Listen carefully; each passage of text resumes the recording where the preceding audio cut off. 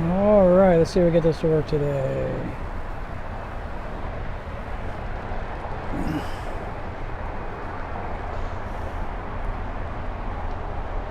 Looks like we're up and running. Yep, there's Miss Sabrina. Alright, so Facebook is deciding to behave itself today so far. Knock on wood. Alright, y'all, welcome to the Demon's Tea Room. Guys, come on in, grab a seat, grab a drink. I know Miss Sabrina is up in the ante just a little bit, going with a little bit harder than just her average tea today. Good call, good call. Brother Kyle, Miss Darlene, Rachel, how you doing?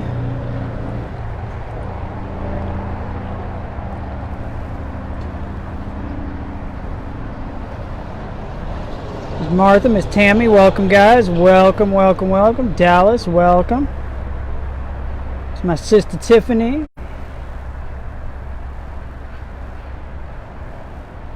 Brother Hewitt. Hey Jan. Miss Leanne. Welcome guys, welcome. Come in, grab a seat. Grab your favorite drink, leaded or unleaded. Mr. Matt.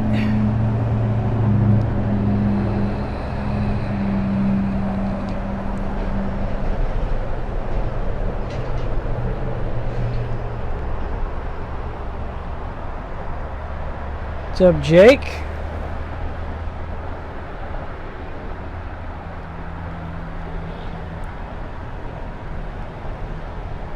Evie is doing much better. She will be ghosting in here in just a couple minutes and watching. She acts as my producer. So she is doing much better. It's usually in the evenings when the waves come through. But trying to keep the dragon on the couch and chilled out so her immune system has a chance to fight this stuff. What's up, my brother Daniel? There's Thomas. Welcome, guys. Welcome. Hit the countdown clock right here. I've started with a new thing. Right there. And yes, the super nerd me, every time I hit that thing, is Pacific Rim jumps in my head and start the clock! I would kill to get my hands on the actual war clock from Pacific Rim. We can sit here and talk about the different kaiju that are showing up.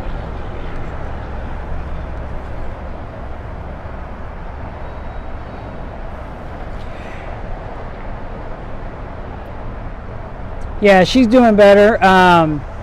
As I said, it comes through now in waves. So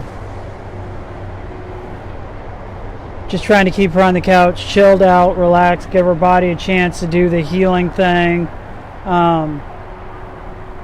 It gives me a chance to wait on her hand and foot, which is always a good thing.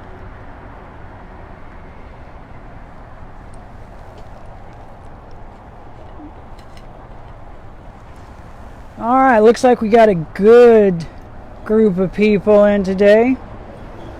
Cajun Jaeger. Hell yeah, Hewitt.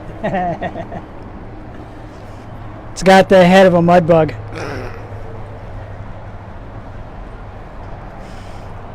Alright, y'all, up my nicotine level real quick and we're going to get started.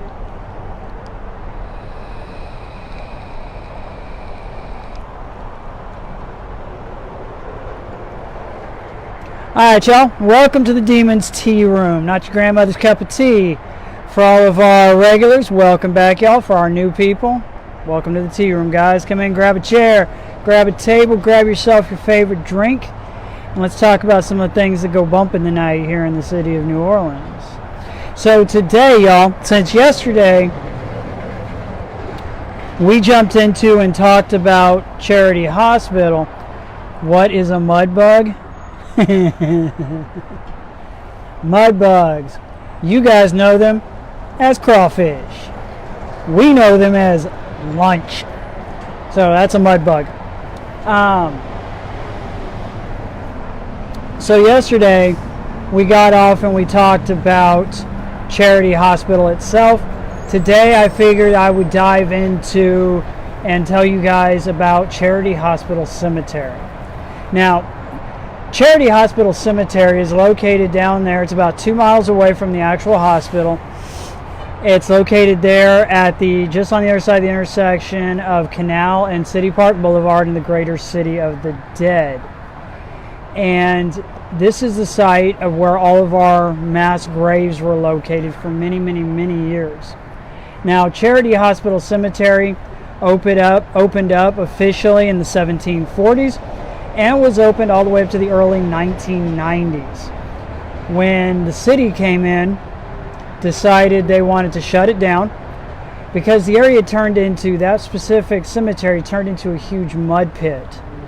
It's not uncommon during heavy rainstorms to get bones washing out onto the ground there on Canal. It was also not uncommon during, for neighborhood dogs to bring home presents to their owners. Nothing says I love you like a human clavicle. So, city came in, shut it down, and decided to put 3 feet of fill dirt across the entire location to try and keep those bones in the ground. Now, for a while, the place had just been shut down. It was just a big, huge open field that nobody really talked about. And that is until the city decided that they wanted to put in a bus stop and a streetcar line stop that into Canal. And since they had this big, huge open field that really nobody was using, they decided they were going to put it in right here. So at the time, all you had was a chain link fence ran in front of Charity.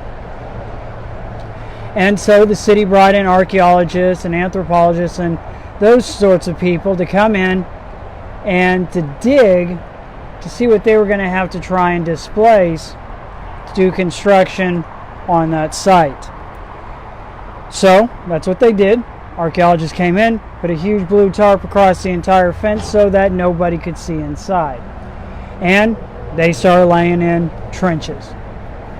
Now, the actual archaeological report states that there are so many bodies buried in this front section of Charity Hospital Cemetery. Keep in mind, it's 7.5 acres. That these veteran archaeologists who had dug all over the world didn't even know where to start.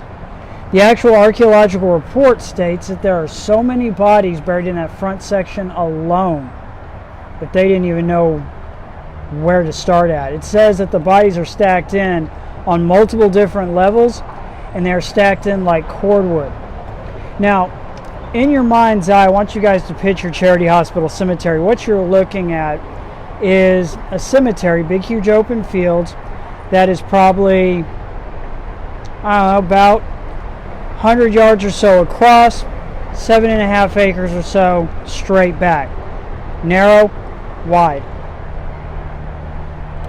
And what you would have with Charity Hospital Cemeteries back in the day is during mass outbreaks and pandemics, as the bodies started to stack up there at the quarter, they would load them onto wagons. Those wagons would make their way out the 2 miles out to Charity Hospital Cemetery into the mass pit graves. The bodies would go.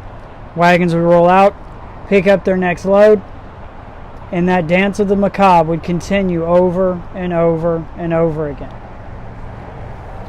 Now, one of the other things that happened when they brought in these archaeologists into Charity Hospital Cemetery is to start digging, is the reports of paranormal activity both inside the cemetery as well as out in front and in the surrounding neighborhoods skyrocketed. Now, there's an intersection right there that we've been talking about, the intersection of Canal and City Park Boulevard. It is just a rock's throw away from the front gates of Charity Hospital Cemetery. And in that intersection, it's documented that in a 1-month time period from the time that those archaeologists started digging, there was no less than 24 car accidents in that intersection in just under a month. Most of the police reports read about the same, that multiple witnesses saw a person in a hospital gown run out into the intersection, trade front car, hits that person, everybody sees them get struck, they lock up their brakes, everybody piles into the back side of them. When all of these witnesses tried to find the person they all saw get hit, they were nowhere to be found.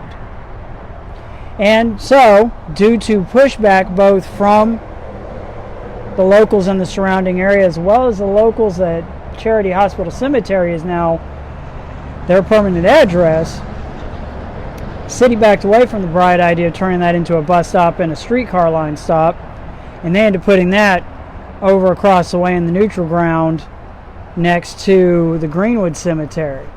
Now, I was lucky enough, it was interesting how it happened, had a gentleman on my tour one night, because we go to Charity Hospital Cemetery every single night.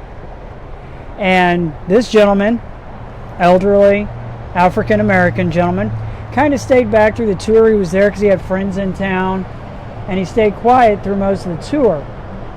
And after I got done talking about Charity and let my guests go walk around Charity for a short period of time, he walked up to me, put his hands on my shoulder, and I was like, "Yes, sir." And he's like, he got real quiet. He's like, "I just want you to know," he's like, "interesting that you got that information." He said, "because I worked for the RTA for almost 40 plus years. And the RTA is who runs our streetcars and our buses here in the city." He says, "It's interesting that you bring that up in the tour, because not many people talk about that. In fact, the city of New Orleans and the RTA basically put the kibosh on that story being told because they didn't want it getting out that that was the reason that they had moved the streetcar line over to where it sits today." So as a tour guide, I was like, score. So, Charity Hospital Cemetery today is the home of the Hurricane Katrina Memorial.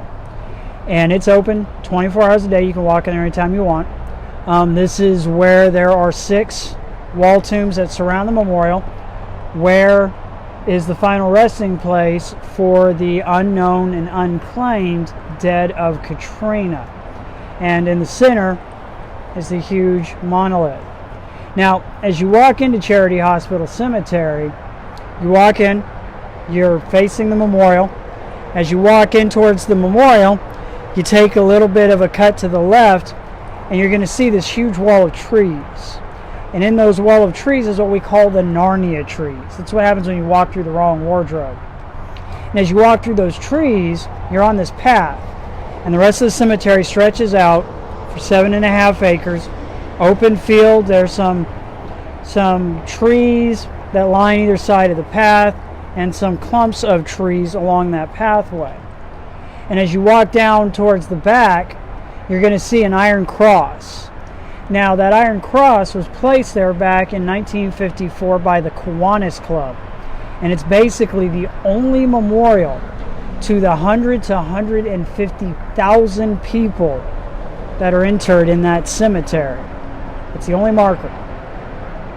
So, it's not a huge stretch to think that you have 150,000 people interred in that cemetery, most of them in unmarked graves, keeping in mind when the pandemics hit, yellow fever, cholera, scarlet fever, as those hit, record keeping was not the highest priority. So if most of these individuals are lucky, their name is on a piece of paper somewhere in the archives. No marker for anybody to come and, pay their respects. On top of that, most locals and natives here in the city don't even realize that Charity Hospital Cemetery is even there. I've had multiple, not only friends, but other locals on my tour that once we got to Charity and we go through the spiel and I release them to go walk around, they just walk around shaking their heads. I've lived here my entire life. My family's been here for generations. I didn't even know this was here. So, nobody ever comes to visit those at Charity Hospital Cemetery except the tour groups. Now, we do know that people have gone back there. They have done rituals opening up portals into our world. We found evidence of those portals both physically and spiritually. In fact, there's an area once you walk back into Charity, just past the Iron Cross, that clump of trees, a grove, as you will, off to the left. And we know there's a portal there, and that portal's been left open because, one, if you go stand over in that area, you'll start to get a heavy wave of nausea and vertigo. Everything just kind of starts getting wonky on you, and it just sits there and hits on you in waves. The other thing that happens is when we go in there, we take our equipment in, and we set that equipment down around that area. You can actually watch the equipment sit there and pulse because of that portal.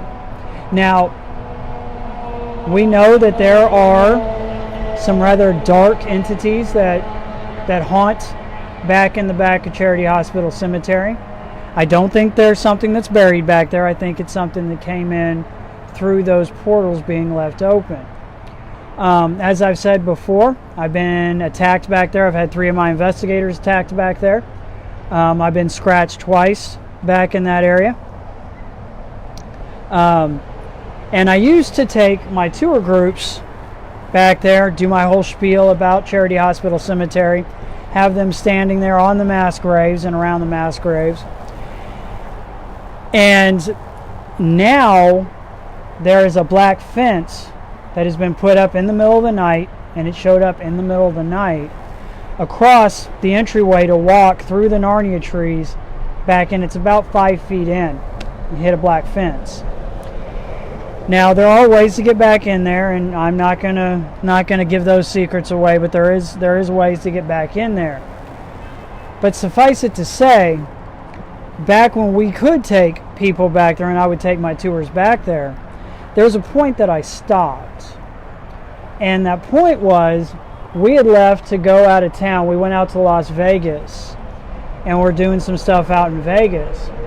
And I get a fairly heated text message from one of our guides. It says, "Hey Cedric, we were in Charity last night, and we started hearing what sounded like pigs squealing." I was like, okay. It's like, did you look around? Was it cats? Did you find possums? Did you find trash pandas? And for my northern brethren and sister, a trash panda is a raccoon. Just get you caught up there. She was like, no, we didn't see any of that. All of us looked around. We had our flashlights. We were looking. Didn't see anything. It's like, all right, cool.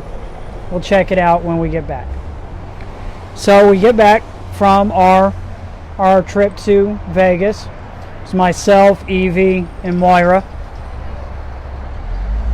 All right, let's go walk around, take a look. Now, the night that we went back in there with our tour groups, sure enough, we're standing back in the back, and we very distinctly hear the sound of pigs squealing. And I want to say hearing the sound of pigs squealing is kind of a misnomer. It was more pigs being slaughtered is more what the sound was akin to. So we all start looking around, flashlights out, we're looking in the bushes trying to see if we can find cats or possums or trash pandas or anything. There was nothing. Now the interesting point is that same night, one of my guests goes to take a picture of her husband there in Charity. Snaps a picture. And she starts flipping out. Cedric, check this out, Cedric. So I walk over there, and in the picture, sitting right here, there's her husband. Right here is a pig face with red glowing eyes. It's like, all right, well that solves that issue. Figured out what that is. So we stopped taking our tour groups back into that part of Charity Hospital Cemetery, just for the simple fact that my tourists don't sign up for that. My team members, yeah, we sign up for that. My tour group, they don't sign up to run into something that dark. Now, we've had multiple different tour guides as well as groups pick up the sound of pigs squealing back, and now you can hear it from the Katrina Memorial side of those trees, because it won't cross over those trees. And it used to be when we would go in there, because I've gone in there by myself, I have no problem with that. You get back in there, and as you're walking back towards the Narnia trees to go back out to the front of the cemetery, you could definitely tell that something was following you. You could feel it. It was right there on you. And the second you hit those trees and cross over, it stops at the trees, and you can tell it's just sitting there staring at you.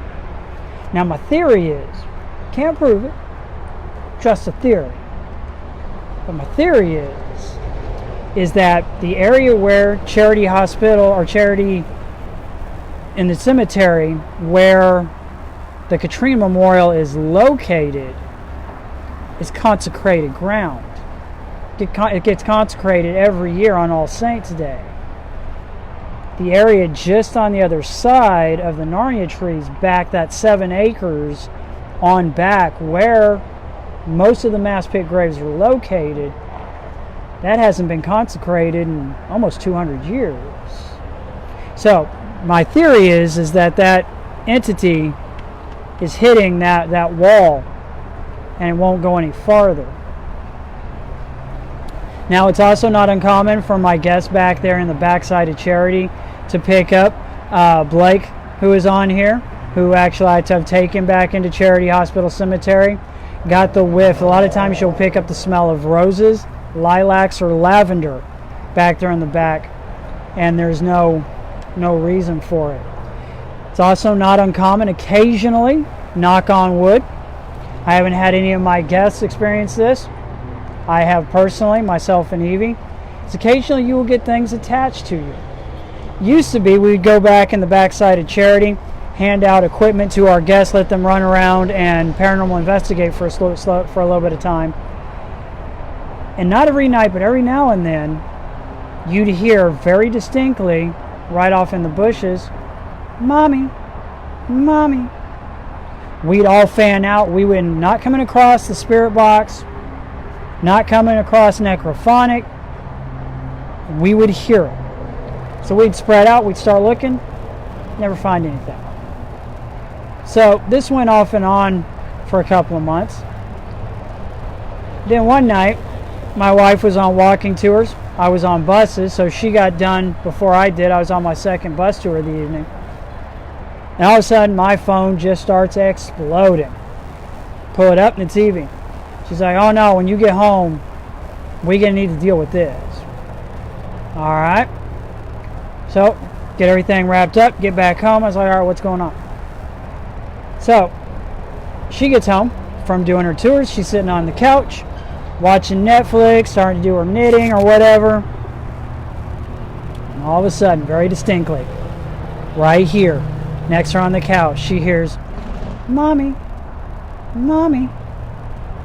So apparently, we brought something home. Keep in mind, y'all, Evie and I are in that cemetery almost every single night.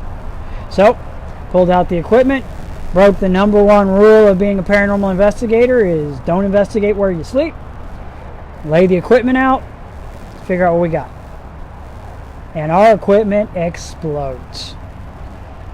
Come to find out, we did get something attached to us, and she followed us home from the cemetery. And her name is Emerald. And we believe, after doing much investigating, that it's not something dark. She is a little girl, probably around 7 or 8 years old. We picked up her voice many, many times coming across the spirit box. When we've asked her, "Honey, do you remember how you died?" And all we keep getting over and over again is sick, sick.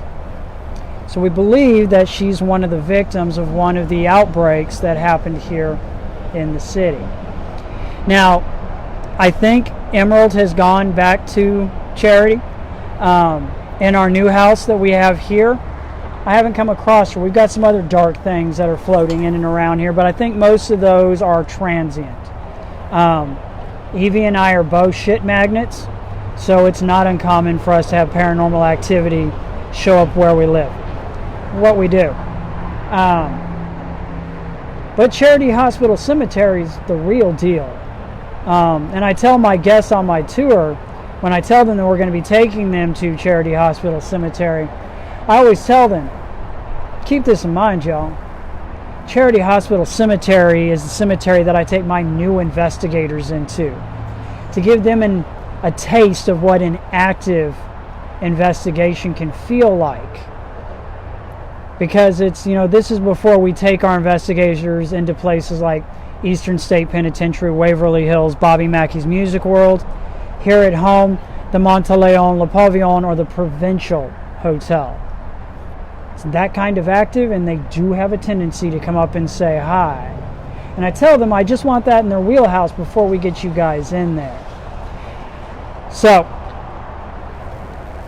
Charity Hospital Cemetery is the real deal, and the entities that are out there, they don't play. They will come up and say hi to you. Not all of them are dark or are malevolent.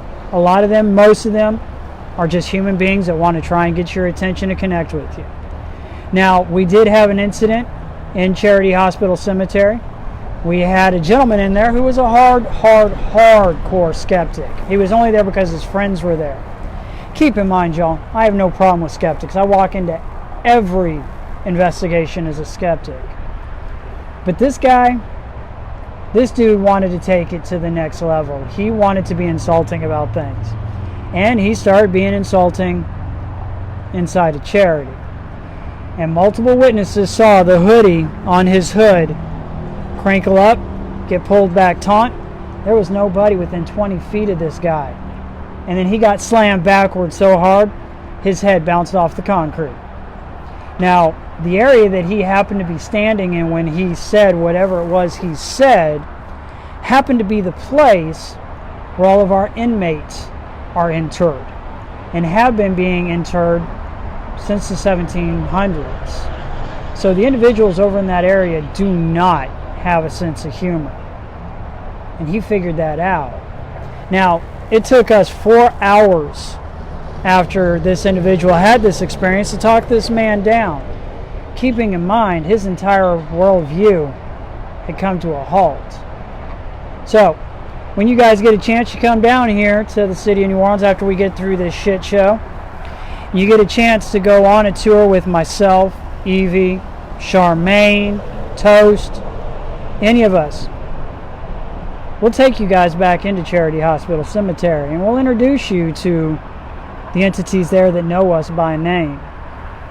We'll let you guys have a taste of Charity Hospital Cemetery, because it's something everybody should get a chance to experience. It's a way to show your respect.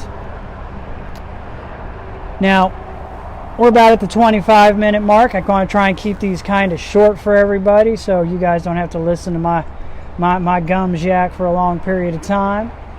So, that's just a little small taste of Charity Hospital Cemetery.